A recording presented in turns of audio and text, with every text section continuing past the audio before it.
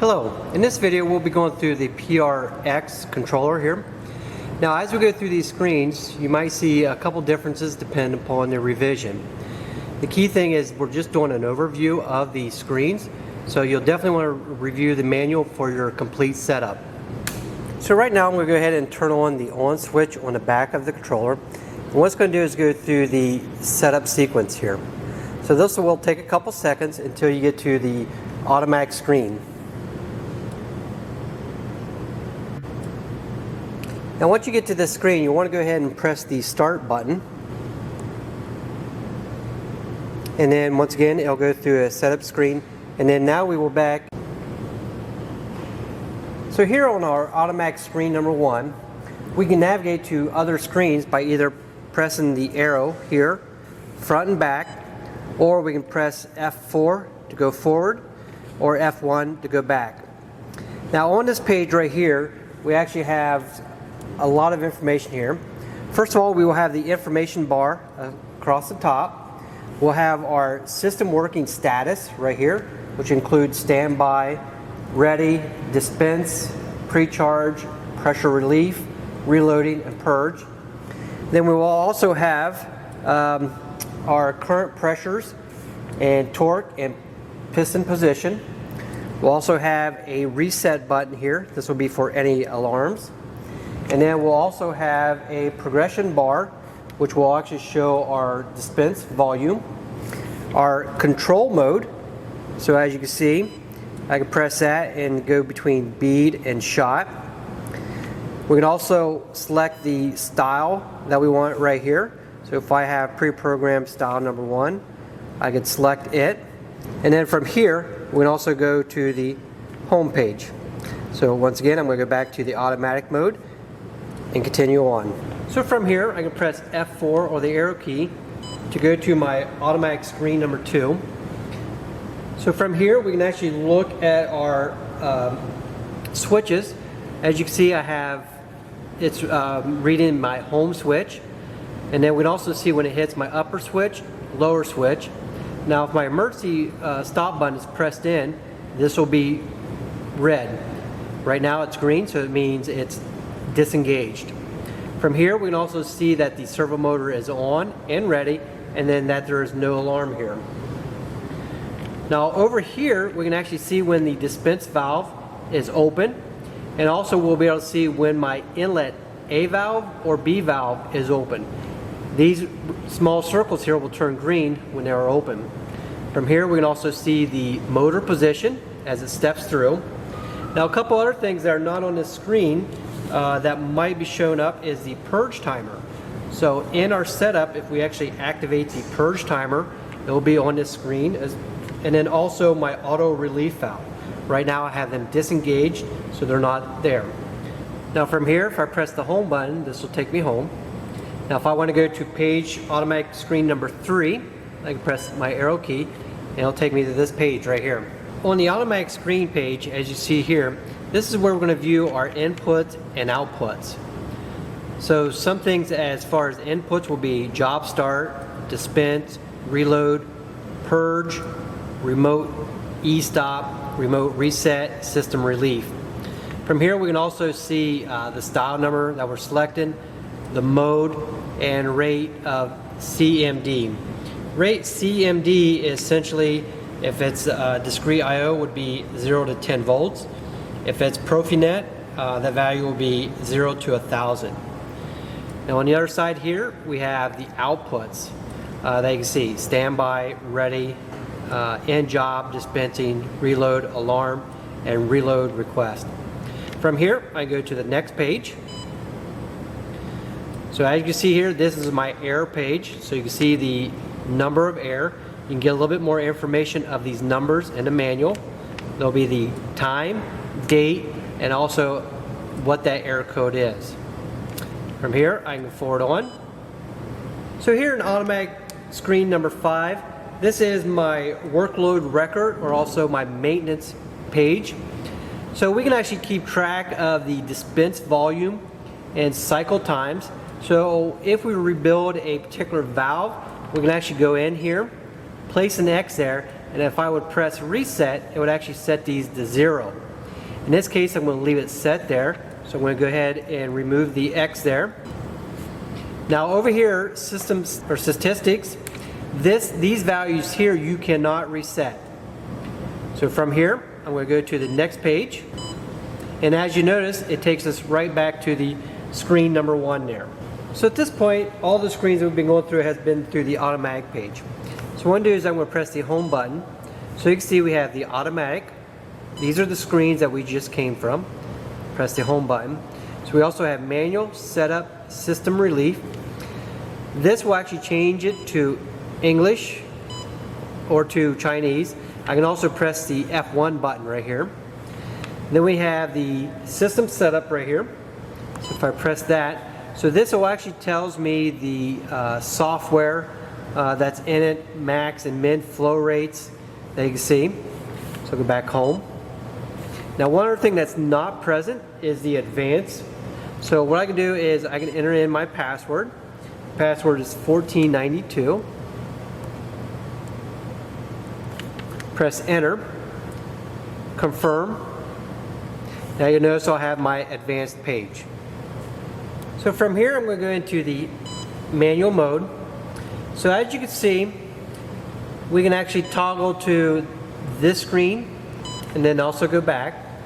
So we actually have 7 different functions here. So if I press on this button here, you can see I have homing, pre-charge, shot dispense, bead dispense, reload, relief, and purge. Now I can also, if I would want to select homing, now I can also actually change the modes by hitting the up and down keys here. So from here, if I want to purge, manually purge, I can actually give it a flow rate. So if I wanted to change the flow rate to 2 cc's, then I can also give it a target volume. So if I want to change that to 2 as well. And then from here, if I want to initiate that, I can press the green button right here. On the other side here, we're showing the actual pressures of A and B.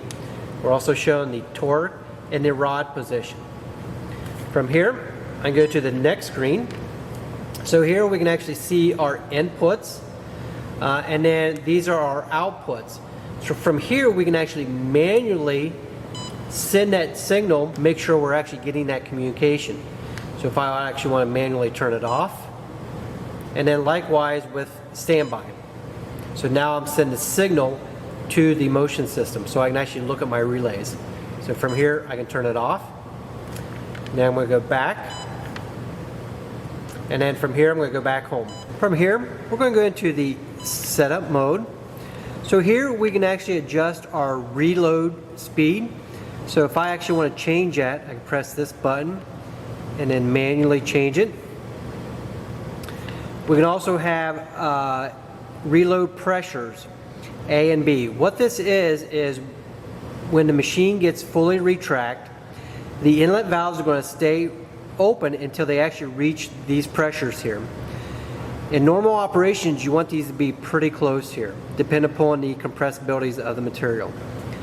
Now we can also put in a max reload time, so if it does not reload in a certain amount of time, it will send alpha alarm.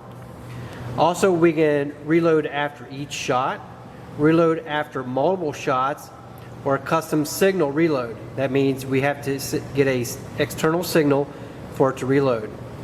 Now over here we have reload request position, and what that is when the material in the supply system or supply cartridges is less than the set value, the system will send out an alarm, but the system will still be able to work. From here, I can go to the next chapter here. Now in this chapter or screen, this is where we can set up our shot size. So you can actually see we can set up to 15 here. So this is 0 or style 0 through 3. So if I actually want to change that to 1 cc, I can press 1, enter. And then from here I can give it a flow rate. So if I want this to be 1 as well. So from here we can do all the other ones. From here I can move over. Now bead setup, we can have a preset value. What that means is if I would go back, if I would select style number 1, it's going to give me a flow rate of 0.08 cc's. So essentially it takes these parameters, for your bead setup. Go back. From here, we can also do custom setting. I'm going to go over to sequence mode. From once again, the styles here, we can set up our sequence here. So we can give it a flow rate, shot size, and then we can say either repeat multiple times or just one. So if I go down, so we can actually have multiple sequence. From here, I can move over to purge. So here in my purge screen, I can enter a value. So once again, if I enter, I can change this to 2. We can also change the purge rate. This is essentially my flow rate. We can then also enter in a purge alarm time. Then we can also do an auto reload after each purge or auto relief after a purge. From here, I'm going to go to the next screen. So here in my setup pre-charge, we can actually adjust our pre-charge pressure. So once it reaches this pressure, the dispense valve will open. Now, when it goes into pre-charge state, if it does not reach that particular pressure at a particular time, it will actually give an alarm out. Now, the key thing is we don't want to overpressurize the system. So we can actually have a faster rate at the beginning. So in this case, we're going 0.15 millimeters per second. Now, once it hits 50% of my pressure, then it goes at a slower rate until it reaches this pressure. So this ensures that we don't overshoot this value from here. From here, we can slide over, and now we can go into the relief setup. So here in the relief setup, we can actually, after a shot, we can actually relieve the pressure. So we can actually put a relief target of pressure, and then if it does not reach that particular pressure in a certain amount of time, once again, it will sound off alarm. And then this will be the relief rate, how fast the motor moves in order to obtain that pressure. From here, we can also then enable it, and then we have the maximum idle time in the job for that particular relief target. From here, I can scroll over and go into the advanced setup. So here in the advanced setup, we can actually change our flow rate to cc's per second or cc's per minute. We can change our pressure units. Here, if we actually want to enter in a password. And then also we can change the language to Chinese or English. From here, I can go to page 2. Mode select by, we can either do it by display or I/O. Same way with the style. So once again, in order to select a different style, we can do it by either by display or I/O. And then page number 3, if we actually want to enable remote e-stop, enable sequence mode, or enable pressure check after homing. Then page number 4, this is where we can do our pressure sensor offset for A and B. And then we can also put in a maximum outbound pressure for the A and B. And then for some reason, if these pressures are imbalanced, we can actually have it set at a set alarm. So in this case, if I want a pressure imbalance of 600, what that will do is if my pressures are different by 600 psi, it will sound off the alarm.